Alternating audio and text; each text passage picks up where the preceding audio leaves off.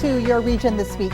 I'm Anandi Kara-Woolery. We've got a packed show for you, so let's get started. Students in Guelph held a town hall to raise the awareness of climate change. All three levels of government were in attendance. Let's take a look at what information they wanted to share. So this is the student-led town hall on climate change. So we're getting together the three levels of government.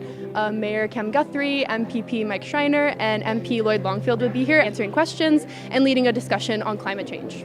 So we're doing an energy unit right now, specifically on climate change and how we can fuel our future, how we can move forward in the future sustainably.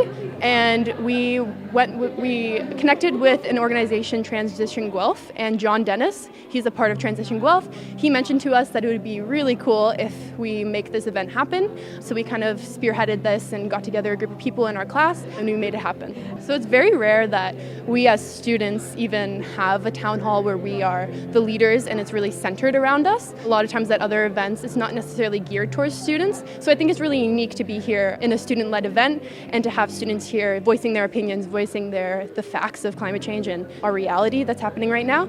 Well, the program has been around for 25 years now, and so we are one of the longest running programs of this type in Ontario. And over the years, of course, although students have always been concerned about environmental issues, we are, of course, noticing that the urgency of climate change, the most recent report from the IPCC saying that we only have 10 years left to act, has really galvanized students. And I think we're seeing that a lot with the student walkouts organized by Greta Thunberg. And these students are definitely no exception and have really been inspired by that to organize tonight. And it was entirely student organized. They've done an amazing job. This really is the culmination of the type of work we do in our program. So the idea is that they do become leaders within their community. This really is them bringing all of the skills we work on over the 2 years, whether in the grade 10 or the grade 12 program, getting them to stand up for what they believe in and bring people together for causes that are important to them. It's so good to have the students driving the bus. And people say that students are apathetic, and you saw tonight nowhere near apathy in that room, and respectful. And their questions were bang on what they needed to be for the three levels of government to be working together and to solve complex problems together. Well, it's just so great. I'm so proud of them, and I'm so inspired by them. You know, anybody who says young people are not engaged in politics or apathetic, they need to be in an event like this, because this is an incredible group of students, and it was not only the organizers, but the questions from so many students were so impactful, and so I'm full of energy after this event. Yeah, I think we talked about a lot of next actions that we can take at an individual level, at the city level, at provincial and federal level. But I think more than anything, I think we need to export Guelph to the rest of Ontario. We need more communities in Ontario engaged in climate action like people here in Guelph are. Brant MPP Will Bouma recently spoke at a pro-life rally in Toronto. His appearance at the rally has inspired two local women to organize the protest march called "We Will Not Be Silenced" in Brantford on Friday, May 31st. We look into the details of the march. We are wanting our voices heard. I know that so many people are angry and are scared and are frustrated towards our government right now, and especially with everything that's been happening in our community. So this is everybody's chance to vet that anger and vet that frustration in a positive and productive way. This is going to be completely peaceful. We want it to be a peaceful protest, and we're really advocating and discouraging any violence, profanity, vulgarity, or anything like that, because we want our voices heard in a productive and positive way. I'm so glad that we live in a place where people can feel free to share their opinions and to come here and protest. And we've had a few of them over this last little bit of time, and I think and I can't help but think it's so amazing that we get to have different opinions in the province of Ontario.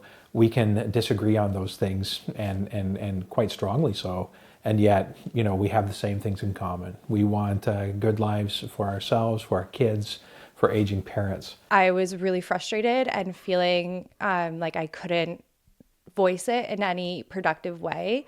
And so I called my MPP's office and they told me to use the internet. So I got a little bit inspired to get together with some other people who also were feeling a little frustrated. So our event is called We Will Not Be Silenced. So on May 31st, we are going to meet at the Brantford Civic Center parking lot at 3 p.m.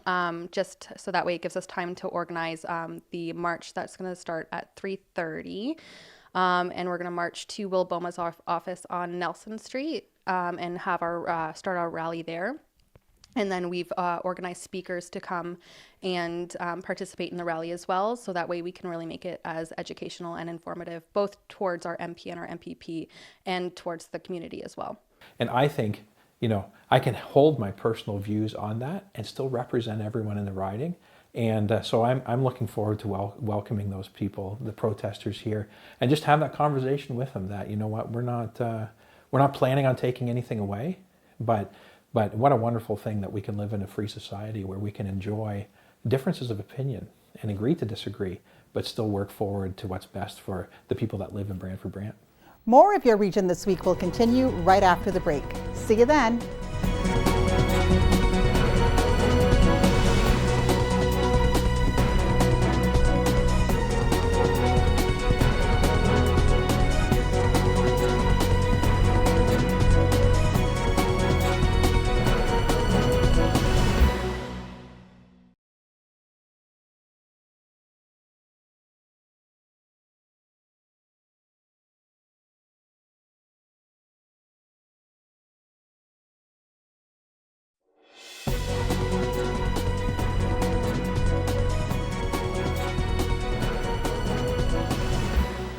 Welcome back. The region of Waterloo is introducing a road safety campaign to help drivers and pedestrians pay attention to their surroundings. 570 News' Mike Farwell spoke with representatives from the region about the campaign. And so we welcome into the studio Catherine McCall, who is a transportation supervisor with the region of Waterloo, and Satinder Baya, who is an engineer at the region of Waterloo. Together, they're going to help shed more light on the Safe Roads Waterloo Region campaign. Catherine and Satinder, thank you both very much for being here. Thanks very much for hosting. We Yes, appreciate the opportunity. Tell us about, Catherine, I'll start with you, the campaign itself. What is its intended purpose? Well, the intended purpose is twofold. So hopefully we are intending to educate the public with respect to multimodalities, multi-users on the public rights of way, and the need for us as a community to share the roads. So through our collision data, the region of Waterloo collects extensive collision data. For every accident that happens around the region, we work with the Waterloo Regional Police and receive the statistical information as to locations of accidents, the severity of the actions, the type, the nature, and all of those good things. And we collate that information. And so we're able to determine where the locations are of accidents and what types of regularly occurring accidents and themes that we are seeing in collisions and accidents involving pedestrians, cyclists, and motorists. And so the aim of this campaign is to draw attention to the fact that everybody has a role to play in road safety education. Satinder, as an engineer, how do you interpret the data that we see when it comes to collisions on our roads, and perhaps even how the design of the intersection or the road itself may be a contributing factor? Definitely engineering plays a key role in how collisions and where collisions happen. But for this campaign, we wanted to focus on the four key areas that Catherine alluded to. And so we identified primarily that cyclists and pedestrian collisions were occurring in crosswalks. Now, crosswalks will have the highest volume of pedestrians and cyclists, but we do normalize the data.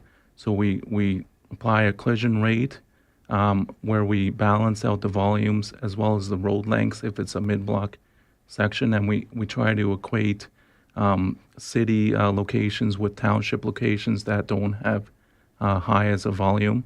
But even after normalizing the data, we did find that the most prominent collision patterns were still occurring in crosswalks. So we do try to address the design of crosswalks with things such as ladder markings and leading pedestrian intervals where we have the pedestrians or cyclists enter the crosswalk before motorists enter the intersection. So we are doing some engineering initiatives after the design as well. But right now we are trying to get the messaging out that these are high-profile locations where collisions are occurring, and everyone has a role to play, as Catherine alluded to try to make our roads safer. One of the things that I noticed in this campaign, and I think it was that bus shelter advertisement that drew my attention to it, and then I have subsequently looked online using the hashtag #SafeRoads, WR. Yes. Glad to hear it. And I see this thing called the 1 sec check. What is that? What we're encouraging people to do is to slow down. I think there can be no doubt in anybody's mind who is on the roads, either as a pedestrian, cyclist, or driver, that everybody's in a hurry today. So what we sort of predicated our messaging on is if we just took time to slow down a moment and pay attention. Because I think some of the accidents happen because we're not really paying attention with a view to being defensive. In your article, you referred to the fact that there are certain rights implicit in being a pedestrian or certain rights implicit in being a driver or a cyclist. And I think rights don't really mean anything if someone has made a mistake. You may very well have the right of way, but if someone's made a mistake and hasn't seen you or hasn't paid attention to the appropriate situation in hand, doesn't make any difference. You're still going to have an accident unfold and you're still perhaps going to have severe injuries. So what we're encouraging people to do is to slow down, pay attention with a view to being a defensive pedestrian, a cyclist, and a driver. I think this is an excellent campaign. I think it's the most effective way to improve road safety, and I hope we can, further that message through this conversation today. So absolutely. Thank you for being part of it. Yeah, no, thanks for giving us the opportunity to add our voices and have a different medium. Dennis, good morning. Hello, how are you? I'm good. How are you? Good. Good. I just had to laugh at this last whole session that you've had on traffic safety. There's a road that goes through Bridget Park, Union. Yeah, absolutely. You know the road? Yeah, I know it well. Okay, you know that well. In effect, it goes through the middle of the park. Yes, it There's does. a path that goes from one side to the other. Correct. A community group has been trying to get that addressed somehow, some design as you describe it. And, I personally have called the mayor. I called the person who runs the park itself. What are you looking to get done, Dennis? You want to put some more traffic model. We can modulate traffic on Glasgow, but we can't do it in the middle of a park. Yeah, someone's going to be killed there. I think it's an area that's ripe for some traffic calming. It'd be perfect. The problem, as I see it on Union Street there, I was going to call it road, it's just so wide, and that just encourages people, whether they're aware of it or not, to drive faster. Right? It's so wide in there. I agree with you, Dennis. And they come around the corner. Yes. And, my daughter has 3 kids, lives in the area. Have you ever tried to handle 3 kids trying to cross a road? I don't know what the posted limit is there. It should be 40 if it's not already. And it is, but who goes 40? Well, and it's the curve that's the problem. Yeah. But here's the thing. You talked earlier about amalgamation. This engineer, they're with the region. I don't even know if that's a regional road. More of Your Region This Week continues in 2 minutes. Stay tuned.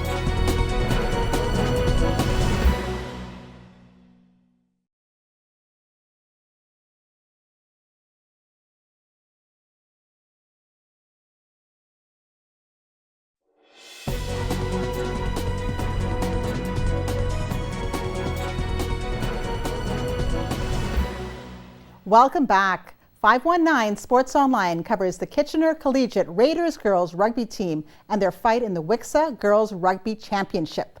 Let's take a look.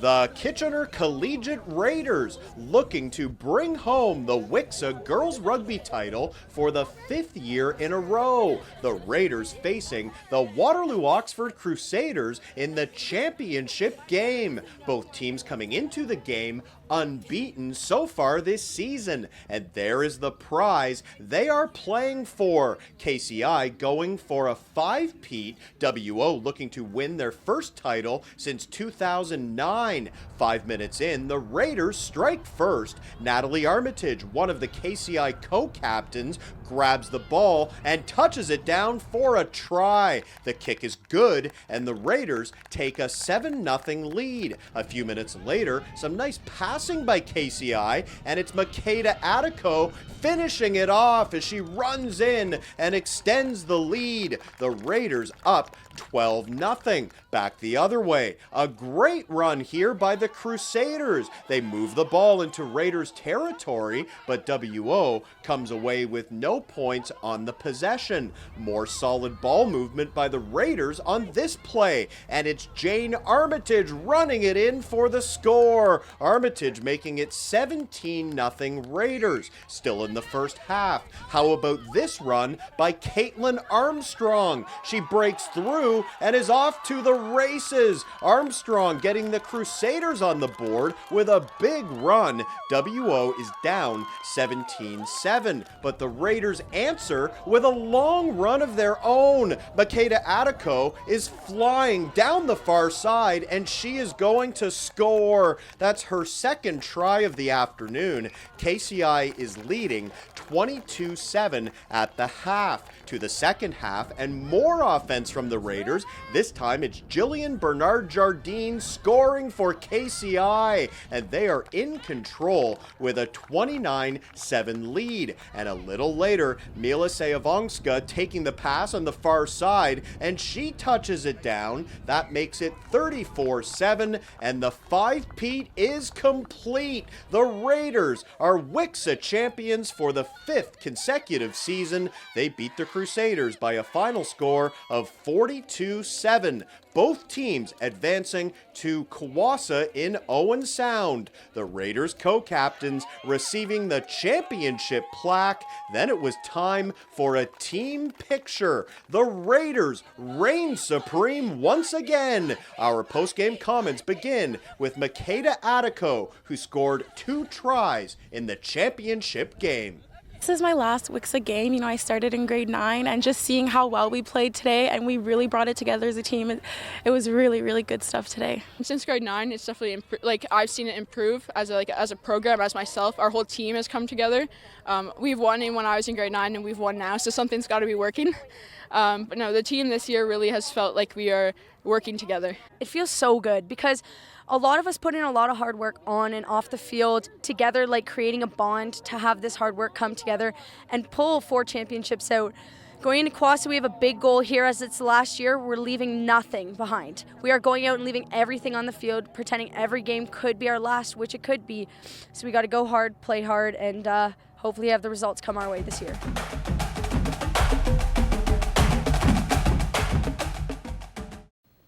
The provincial government is looking into merging regional public health offices into one massive region, covering from Dufferin to Oakville to Cambridge and anywhere in between.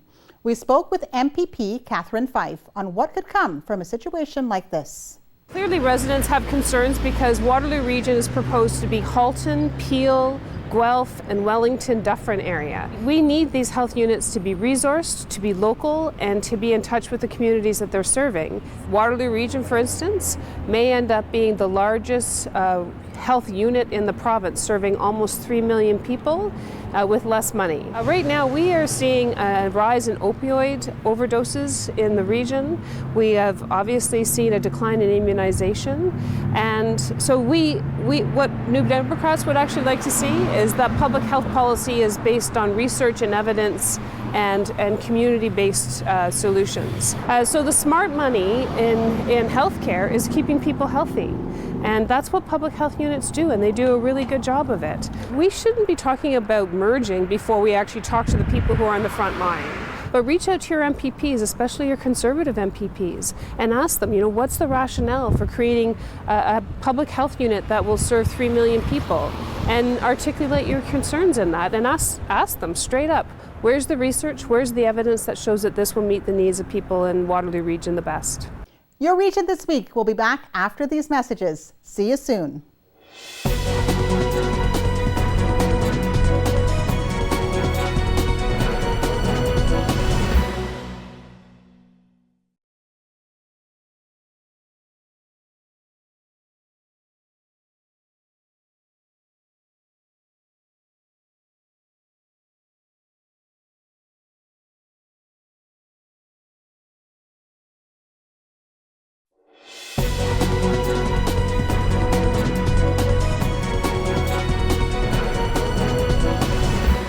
Welcome back. The federal government made an announcement at Bridgit Incorporated in Kitchener on Wednesday.